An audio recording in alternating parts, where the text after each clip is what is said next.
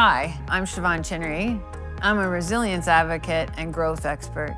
What I like to do is take my experiences, my life and career, and share it with others and help them understand and learn the 3 pillars of resilience. So join me in one of my sessions and we'll learn together how you can grow through what you go through. Welcome. Thank you for joining me today. Really, I want to congratulate you for taking the time, because it is important to stop and take notice and do things just for yourself. And that's what this session really is about, is resilience and how to build your resilience. With absolute certainty, I know for sure one thing about every one of you. And every single one of you will die. Unfortunately, we're human, and that's the truth. We will die eventually. But I also know with almost as much certainty that you will be loved and you will love deeply. So if we think about those 2 things, we're human and we will die, and we are human and we will love, then there's something else that's certain, not just death and taxes, but also grief. I believe that grief really is one of the most challenging moments that we will face in life as humans. And so how do we prepare for that? And we all have setbacks, bad times, challenges in our lives. But I'm not talking about just those bad days or days where things didn't go as well as you'd like, but those real setbacks that really knock you back. Maybe they pull the rug out from under your feet. And when those things happen, the world tells us that we should keep smiling and hang in there and, move on. Get on with your life. And so what is it that society expects of us, and what do we want, is to be resilient. But oddly, when we do see resilient people, we're inspired by their ability to overcome something that we all are going to face at some point or another. And so why am I, Siobhan Chinnery, here talking to you about this today? So I've had my fair share of successes and challenges. I've had a fantastic career, which I recently retired from, and I've had some losses and some amazing happy wins along the way. And I've had a lot of adventure in life. I love to hike. This is a picture of me at the end of the Inca Trail coming into Machu Picchu. It was something I really wanted to do in life. I've been fortunate. I've had wins, losses, successes, and loss. I've lost some people in my life, and those have been some very hard moments. And while you're going through those moments, you still have to show up every day. With my retirement, I've decided that in the 3rd act of my life, which is a term I stole from Jane Fonda, I can't take credit for it, and she discusses that the 1st act is when you're a child growing into adulthood. Maybe that's 25 to 30 years of your life. And then the 2nd act is really the prime of your life, when you're building your own family, whether that's having children or not, having a career or not. And then your 3rd act is, for a lot of people, retirement, or maybe it's just slowing down in your career. And that's, for me, where I'm really connecting to my purpose. I've always connected to my purpose, but now it's my full-time job, really. I believe I've learned a lot that I can share with others about resilience, and about getting through and being stronger through the things that life challenges us with. So you will learn a few things about me today, hear a few stories about me. You'll notice that the number 3 comes up a lot today, and surprisingly, Jane Fonda comes up more than one might expect. So when we talk about resilience, the dictionary and lots of different people define resilience as the ability to bounce back. And you've probably heard it defined that way. But I believe that it's so much more than that. When we're truly resilient, we're actually bouncing stronger forward. We grow and learn from those tough experiences that we go through. Just like when you're working out and you're building muscle, and if you understand how muscles build, when you're exercising, you damage the fibers of your muscle ever so slightly. And then when you're in recovery phase, that's when the muscle grows and gets stronger. And I believe that's a great analogy for resilience, because it's the same. It's those tough moments when we grow and get stronger. So my message for you today is that when we are really, truly resilient, we are growing through what we go through in life. And so what am I going to talk about today with you? I'm going to define resilience. We'll talk about what resilience is and what it isn't, and it is a skill that you can build. And then I'm going to talk about 3 pillars that are 3 ways in which you can build your own resilience. And so, first, a story about how I discovered my own resilience. I was in my 20s, like many of you, and I was really quite terrified of one thing. I had this big fear in life. You know, in your 20s, you're probably afraid of all sorts of things. But this was really one that stemmed from childhood. And it stemmed from my first experience with grief. So when I was a little girl, I had a puppy, and the puppy was hit by a car. And I was devastated. I cried, and it just didn't seem like I would ever get over the loss of this puppy. So then when I got into my 20s and growing up, that fear really stuck with me. And I thought, like, holy, if it hurts that much to lose a puppy, how much does it hurt to lose someone you love? So it really stuck with me, and it was a fear. I really feared someone I loved dying. And then in my 30s, I'm working now, I'm in my second act, and I'm at work one day, and my husband, Scott, calls. Now, Scott doesn't usually call me during the day, so it was unusual. And he said to me, "Do you know where your mom is? She seems to be missing." And I was like, annoyed, frankly, and which might come as a surprise. You might expect a daughter to be concerned when her mother's missing. But I was at a very frustrating point in my life with my parents. They had always drank too much. They were alcoholics. And in their retirement, they really were living this unimaginable life of just frankly drinking themselves to death. So our relationship was strained at best. The day continued. It was a weird day at work, too. It was a stressful day. We were in the middle of a major merger that was closing, and we were all waiting to find out who's in and who's out. And then we found my mother. She wasn't missing. She was in the apartment, but my father was so intoxicated, he didn't know she was there. But the bad news was she had passed away. And so the grief that hit and the shock with that sudden loss of my mother was overwhelming, as you can imagine. But you just put one foot in front of the other and do what you need to do. And so I took care of my family, I took care of my daughter, and I made 2 decisions that day. I decided that my daughter's Christmas wasn't going to be ruined. This was several weeks before Christmas.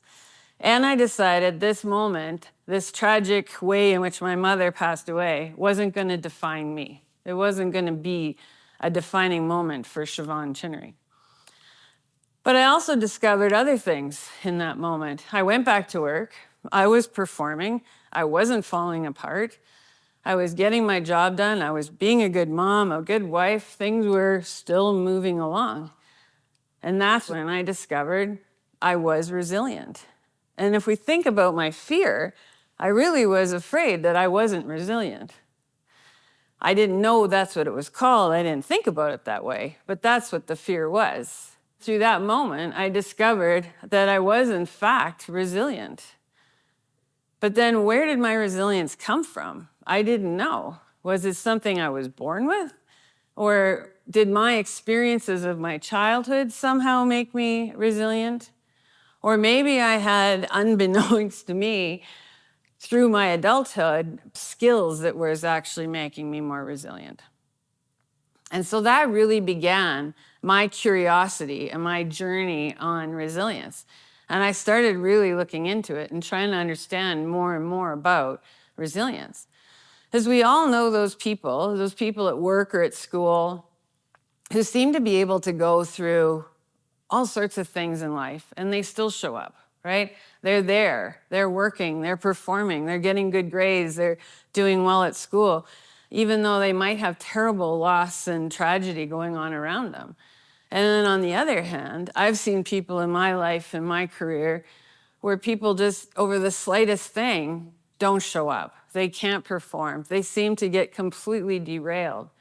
And so that was a real base of curiosity for me. Why do some people power through and really inspire us?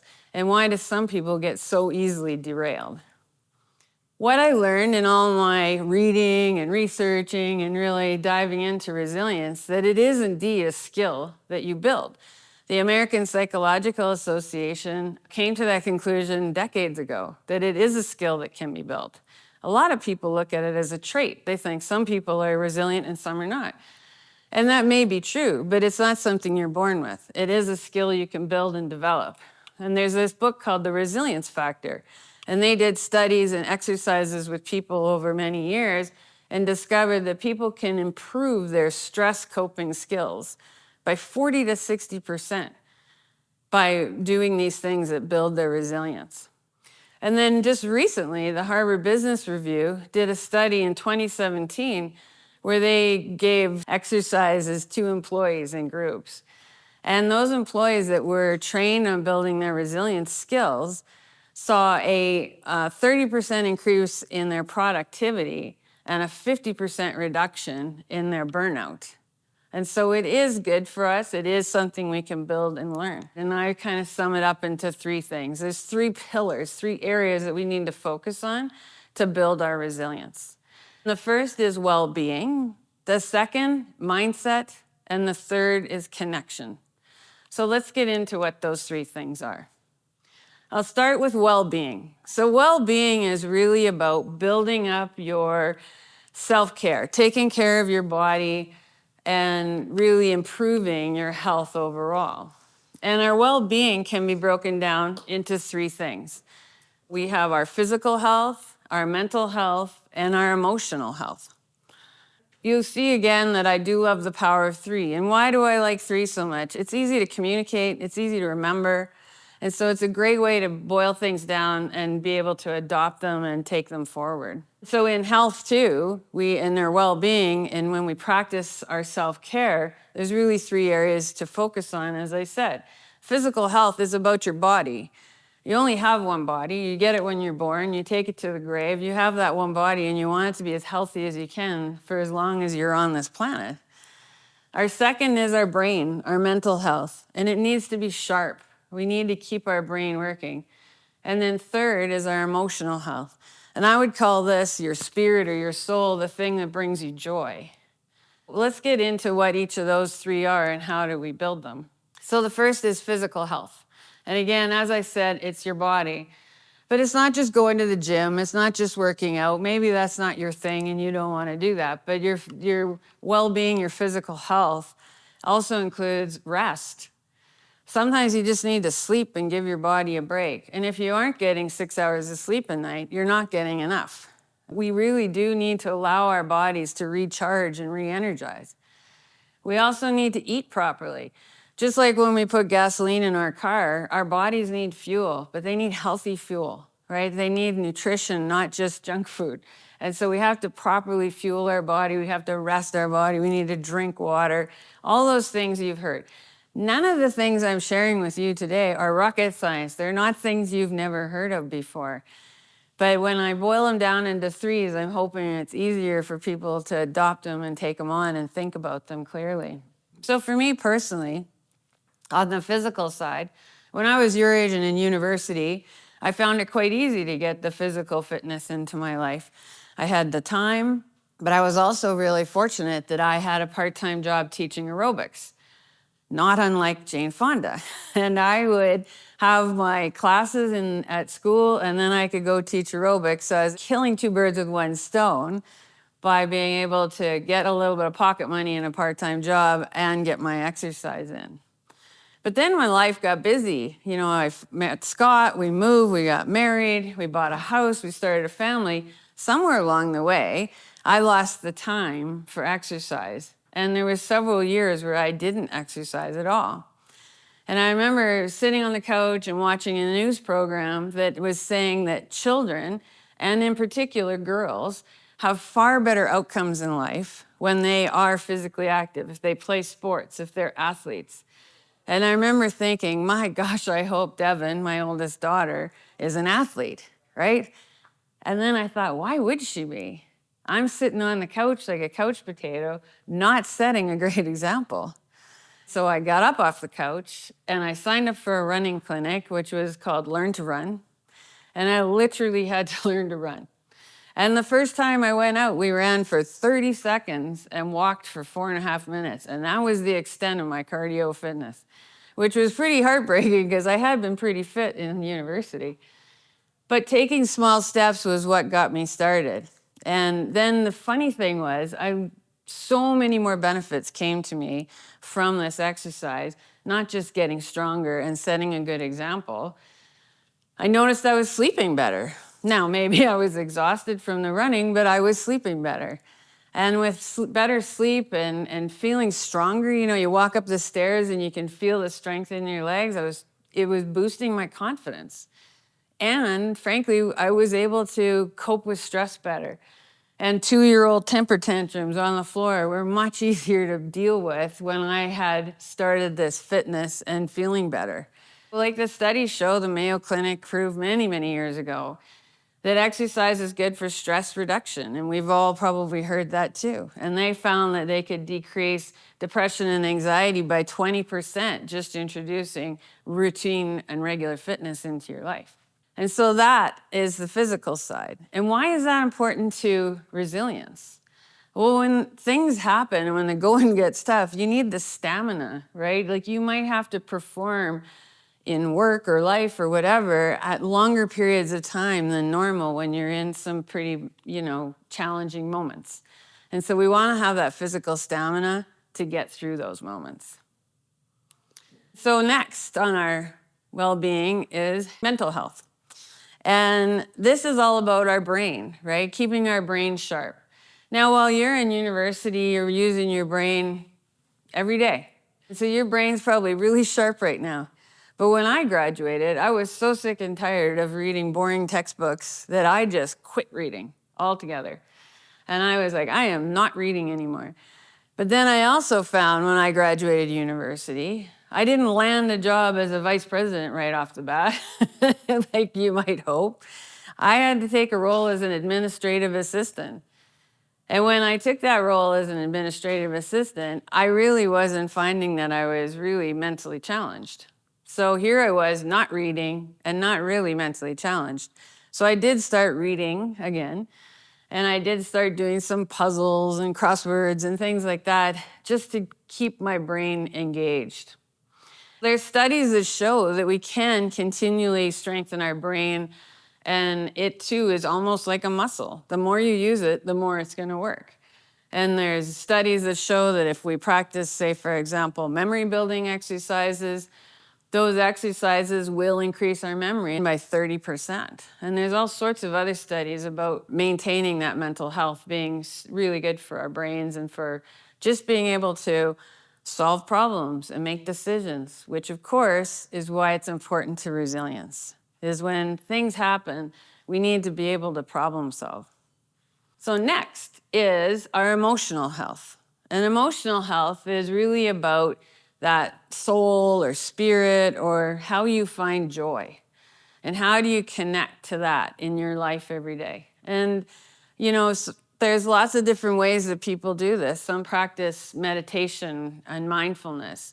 And other people, maybe it's just getting outside for a walk. Like I said, I love hiking. And, you just get outside in the woods and in the forest and in nature.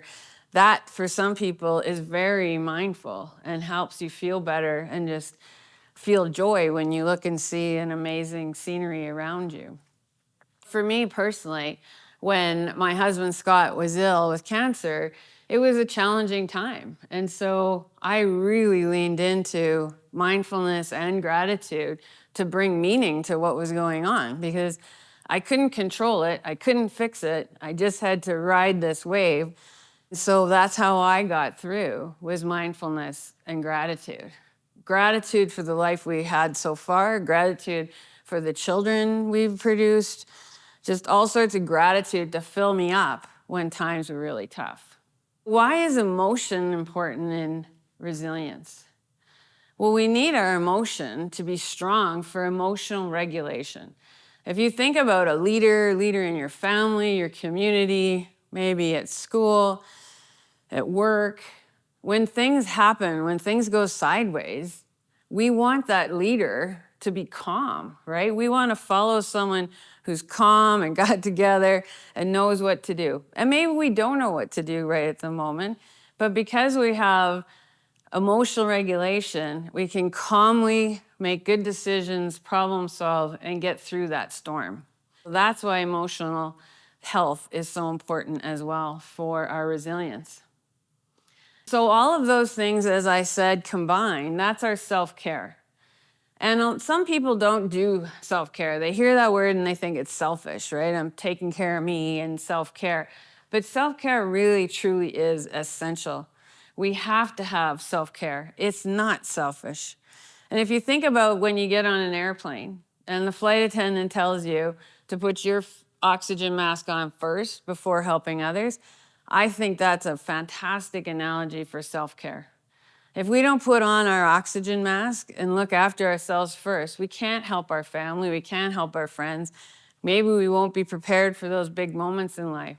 So self-care really is essential, and that's why it's one of the 3 pillars in well-being and getting prepared and being ready for what the world has coming at us, right? So I want you just to stop. If you're comfortable, just close your eyes for a minute. And I want you to just stop and notice and think about what it is in your life, in those 3 parts of well-being, that you need to focus on. Is it your body? Is it your physical health? Or is it your mind? Is it your brain? Do you need to really focus on your mental health? Or is it the third? Is it your emotional health? Do you need to find a way to be attuned with your joy and being present in the moment? The thing about mindfulness is we stay present. We don't worry about what's going to happen tomorrow or fret about what went on yesterday. We're present. And so think about that. Make a mental note of it. What is the one thing that you really need to focus on to improve your well-being? Now, the second one, our second pillar, is mindset. And what do I mean by mindset? Well, mindset is really, in some cases, it's a shift away from a fixed mindset to a growth mindset. And so growth mindset, what is that? Is that a term we've heard before? Maybe not. So the definition of growth mindset is that belief that through practice or work, I can get better. So if I work at something, I practice or exercise on something, I can improve it. The studies show that when people have an open and a growth mindset, they do get better. They improve over time. And there's a professor at Stanford, I believe it is. Her name's Carol Dweck, and she's considered to be sort of the leading expert on growth mindset. And she found that when you talk to children differently about their results, they do better. So for example, if little Johnny did a math quiz and he didn't actually pass it, he didn't have a passing grade, rather than putting an F on the paper and sending Johnny home with shame and he feels like he's failed, the teacher was encouraged to say to Johnny, "You haven't quite mastered this part of math yet." And it's that whole word "yet," that there's opportunity in failure. There's opportunity in not getting what we wanted to get, a passing grade. The work that she did around growth mindset found that there could be up to a 30 to 40% improvement in academic performance when people have a growth mindset rather than a fixed, which would be the opposite. So let's talk a little bit more about that. What are 3 ways, strangely 3, what are 3 ways we could build our growth mindset? The first is embracing challenges. Like try and find something to do that maybe you do badly and challenge yourself to grow and learn and do new things. For example, for me, in my recent retirement, the thing you're supposed to do is pickleball. So I started playing pickleball a few months ago. Now, I never played racket sports throughout my life because I truly had this belief that I had terrible hand-eye coordination. So I avoided racket sports. But now I'm playing pickleball. Now, I'm not the best at pickleball, but I get better every week as I go. And so that's a way to embrace a challenge and do something you haven't done before. The second is learn from your mistakes. Now, I love my mistakes. And in my career, my mistakes were always the biggest moments when I learned something at work, especially. I have had numerous mistakes. We all have. And when I take those mistakes and I think about what I learned from those moments, those were the moments when I mentored or coached people throughout my career. Those were the moments I shared, was my mistakes. And I shared them with my children too. Now, they didn't always listen, but they seemed to be needing to repeat those mistakes themselves. But that's how we learn, is from mistakes. I would encourage you to really embrace those mistakes. There's all sorts of things now, you've probably seen them yourselves, where they're talking about famous people who've been super successful and their failures they've had along the way. And there's even a very successful networking event here in Calgary called F Up Nights, where people come and share their failures. And so there really is great opportunity and great growth in our mindset around failures. And then the last one I would encourage is to stay curious. And what do I mean by curious? That's like seeking feedback all the time. How can I do better? How can I learn from this? Ask your colleagues, your profs, your friends, your boss, like, how am I doing? How am I showing up? Is there something I could do better? And it's that feedback that helps us continuously improve. And that staying curious is really about adopting a continuous improvement mindset, which is really what a growth mindset is that I can continually improve. Why is that important for us when we're thinking about resilience? Well, if we have that growth mindset, we're learning from our failures, we have the ability to look at problems a little bit differently, right? When I first started working after the admin assistant role, I found a job in accounting. I didn't want to be an accountant. I didn't grow up with this dream of being an accountant, but that's where I could find a job. So I pivoted, and that's the job I took. I remember I worked with this man, his name was Richard, and he and I had basically the similar roles, side-by-side offices. And I would go running into his office at month end and say, "Oh my gosh, Richard, we have a problem." And Richard would stop me dead in my tracks and say, "Siobhan, we have an opportunity." Now, at first it was annoying, like, what are you talking about? No, we've got a problem. But he had just finished reading this book called Zen and the Art of Motorcycle Maintenance. And this book was about changing your view on a problem and looking at it differently, and how that can be the way you solve a problem, is by looking at it differently. So over time, and yes, he bought me the book, I did get to the point where I would run in his office and say, "Richard, we have an opportunity." That's what shifting to a growth mindset really is. And so what I want to do now is encourage you to stop and think about a moment where you're using a fixed mindset or limiting beliefs about yourself. Now, I shared one, maybe you noticed. I said that I always thought that I didn't have good hand-eye coordination. That was a limiting belief I had about myself, and I would say I had that for most of my life. And I never played racket sports, like I said. And so, what is that limiting belief that you have about yourself? What are things that you tell yourself you just can't do, or you're not good at that? Some people would call this your inner critic. And a lot of people have an inner critic. It's that voice that's inside your head telling you you're not good enough, you'll never succeed, you're too tall, you're too short, whatever. It's in there nattering away at you. And that voice says the most nasty things to you that you would never dream of saying to another human being, but you'll say them to yourself.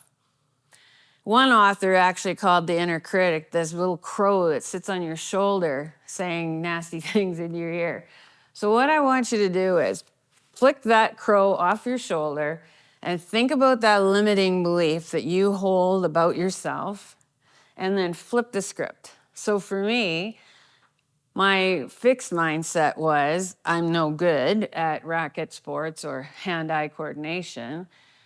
Flipping the script is, I'm getting better. I'm learning to improve my hand-eye coordination through playing pickleball. So again, let's just take a minute, Close your eyes if you're comfortable, or keep them open, whatever works for you. But think about one of those things that you tell yourself, that fixed mindset, that thing that you go, I can't do that. And then I want you to flip the script. How do you add the word yet in there? How do you make this something that you're building and growing, not something that's fixed and closed and done? So just take a minute and think about that.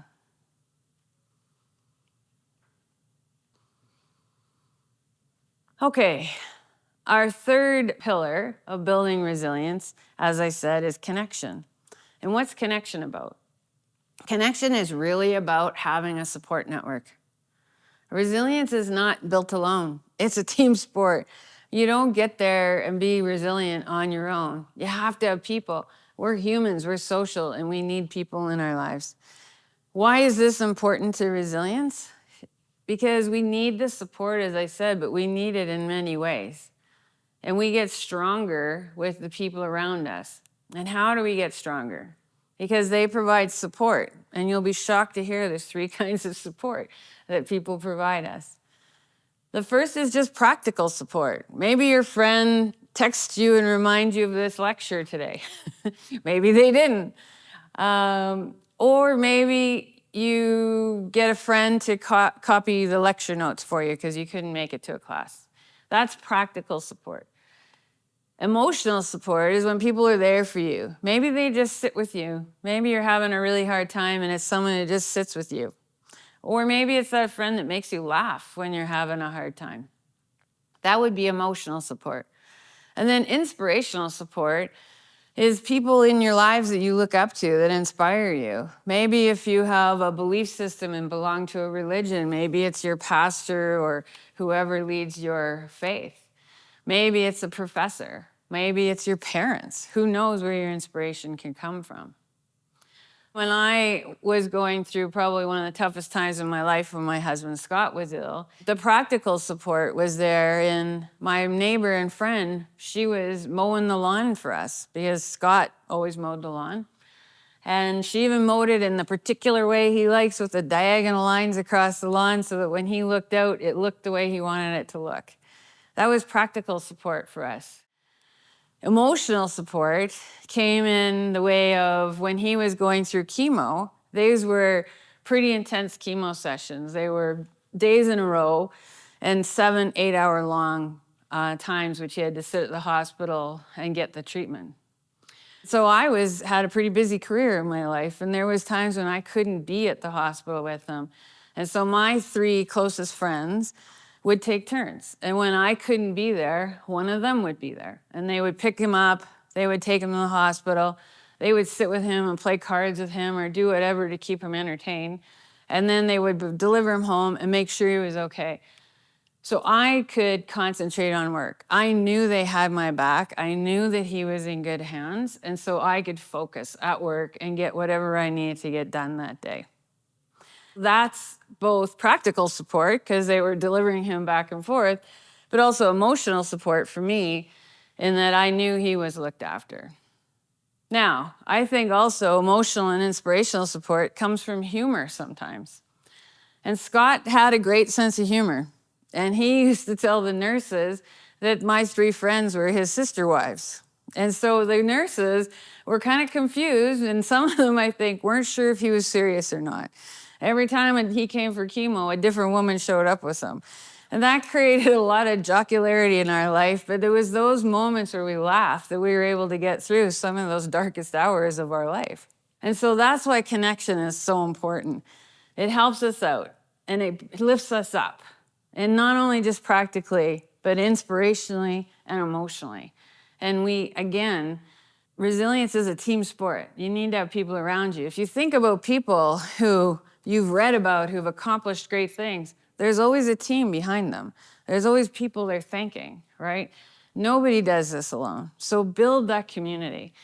And it has to have a lot of breadth and depth, right? You need to think about those people in your lives. And are you giving them support? Because not only is it support important, it's a two-way street. If you want to strengthen those sort of cables of your network, the support network, you need to give out and receive. And so how do you help others in your community with strengthen those bonds? And who are those people that are there for you and you're there for them? What I discovered when Scott did pass away was that he was my single greatest supporter and the person who always lifted up my confidence. Throughout my career, I had setbacks, I had changes I didn't choose, and your confidence takes a hit in those moments. And it was Scott who I felt comfortable with when my confidence was down. So when he passed away, I really had to figure out, well, how was I filling that gap in my life? Who was going to be the person who helped me build my confidence? Because I didn't like vulnerability, right? And that to me was almost like showing weakness. And I had to learn that that is not weakness, that there's courage in vulnerability. And reaching out and asking people to be there for me. And who are those people that I took into my network that replaced that confidence building in particular? Surprisingly, it wasn't always just family or really close friends. Some of my former colleagues became my best people for helping me build up my confidence. So after he passed away, I did lose a job that I really loved. The problem with being a vice president is sometimes they restructure and you're out of a job.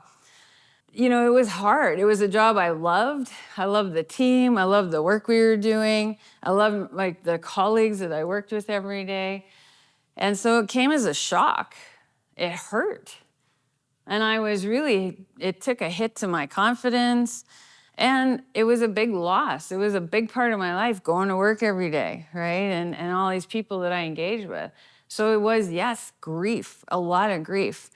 But it was my network, my colleagues, and those people in my life that helped me see the lesson in it, what I could take from it, and also that I am not defined by the roles I have or the titles I have, that I as a person have something to offer to the world. And it was that group, that network of people that helped me get back on track after that. Connection is so important. It really is about belonging, having your group that you belong to. You lift them up, they lift you up. And I thought Harvard did this really incredibly interesting study. They followed a large group of people for 80 years. And what did they find? They discovered that the single greatest predictor of someone's happiness and resilience in life was the quality of the relationships in their life. So I encourage you to invest time and focus on that network, focus on the people in your life, because it's so important. So again, we're going to stop and notice.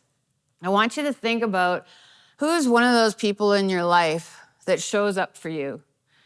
When things are difficult, they're there, they call you, they look out, like, how are you doing? I heard something went wrong. How are you doing? How are you feeling?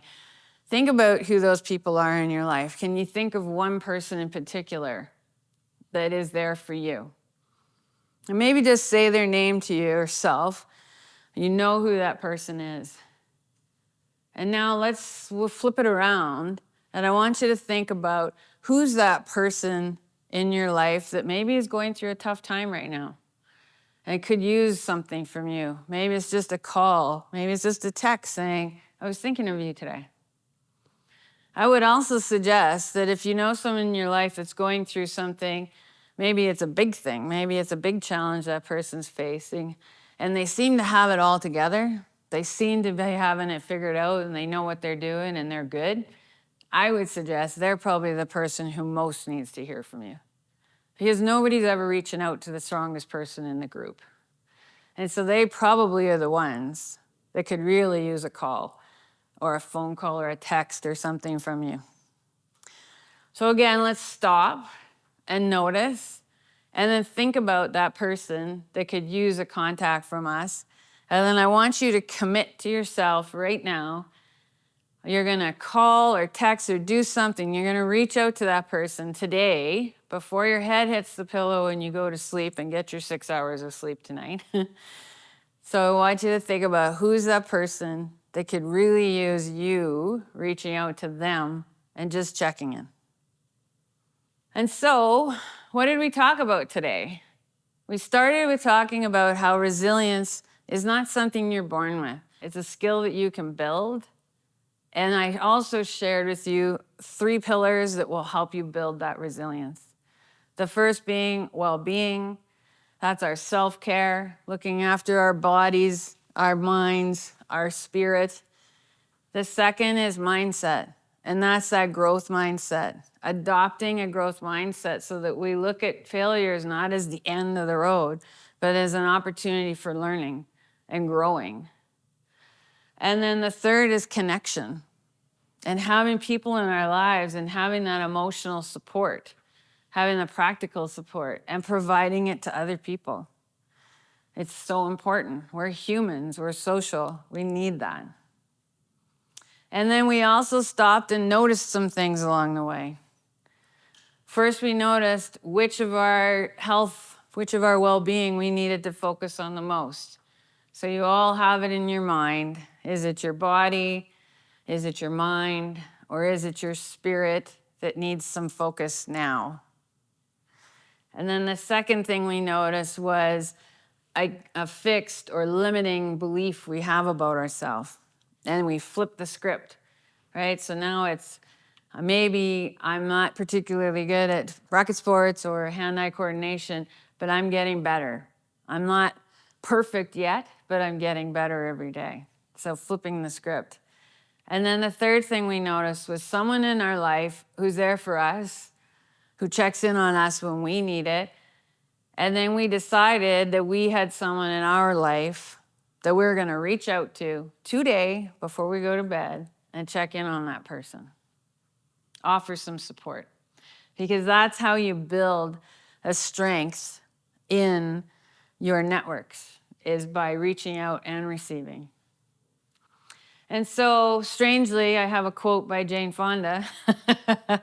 And she has had a wonderful long life. I think she's almost 90 years old now or something. And she has had many successes, awards, accolades, and she's so right. We don't learn from those moments. We don't learn from success, especially easy success. We don't learn from someone putting praise on us. Where we learn the most is from the wounds, she says, and the scars and the mistakes and the failures. They truly are where we learn the most, and we really need to embrace them and learn from them. And I think that's what resilience is all about, and why we get better through every challenge that life serves us up. And as we said at the beginning, those setbacks are inevitable. We're human. We're going to lose people we love. We're going to have other challenges. We're going to have changes come along that we didn't choose. And so it is inevitable that we have these things. And you can't always anticipate them. So how are you best prepared for them? By building up your own resilience. And so as you're going out into the world and approaching your second act soon, maybe already started, these are the things that will help you manage that rough trail ahead, because it is a challenging part of our life. It's the part of our life where we're building the most, right? We're having a family, starting a career, moving that career forward, whatever you choose to do with life. And it's challenging. And as you heard me talk about in my career, I started as an admin assistant. That wasn't what I was planning to do. And I shifted into accounting, which was also something I wasn't planning to do. I did eventually land in supply chain. And when I did, that's when I excelled. I really found my home. And I advanced rapidly and made it to senior management and executive positions quite quickly and spent most of my career there. You have to move and adjust with what's coming at you. And the best way, I believe, is being resilient and building up those resilient muscles so that we're ready to take it on. And so another thing about the journey is you have to stop and take notice, like we did today. Take notice. When you're out hiking in the woods, if you just look at the ground and walk all the way up to the top of the mountain, you miss all the beauty. You miss what you're out there for. And it's the same with the journey of life. We need to make sure that we know where we're going and we're planting one foot in front of the other, but we're stopping and we're enjoying and we're looking around and we're seeing the beauty that is around us, taking it in taking those mindful moments and being present. Don't worry about what's coming and fretting about what happened, but enjoy. Because those little moments, those moments in between the challenges, those are the moments that string together and make up your life. And if you're always wishing them away or worrying about something else, you're not really present and enjoying your life. So that would be my advice for you, is to stop, take notice, and enjoy where you are on the journey. And if you don't remember anything else you can remember from today, is that you do grow through what you go through. And so thank you. Thank you for joining me today. And you can help me with my growth mindset by providing me some feedback. You can scan that QR code and tell me what you thought and help me improve the session. So thank you.